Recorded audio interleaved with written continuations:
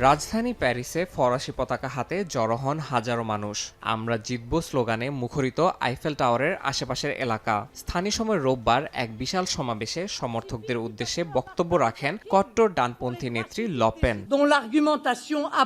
আমি সীমাবদ্ধতা এবং অন্যায়ের কথা জানি, আমি নিষ্ঠুরতা এবং এমনকি সহিংসতার কথাও জানি, আমি ক্ষতের কথা জানি, কিন্তু কিভাবে হার মানতে হয় তা জানি না। আশা ছেড়ে দেওয়ার উপায় আমার জানা নেই। আমি ক্ষোভ জানি, কিন্তু কিভাবে পরাজিত হতে হয় তা জানি না।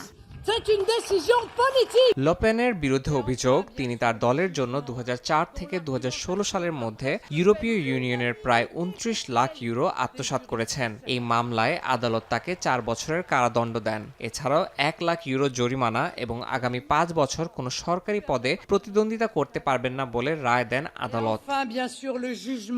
আদালত দোষী সাব্যস্ত করলেও এই সিদ্ধান্ত মেনে নিচ্ছেন না লপেন। রায়কে রাজনৈতিক সিদ্ধান্ত বলে দাবি তার। এরই মধ্যে রায়ের বিরুদ্ধে আপিল করা হয়েছে এবং 2026 সালে চূড়ান্ত সিদ্ধান্ত জানাবেন আদালত। তবে আপিলের রায় না আসা পর্যন্ত শাস্তি কার্যকর হবে না।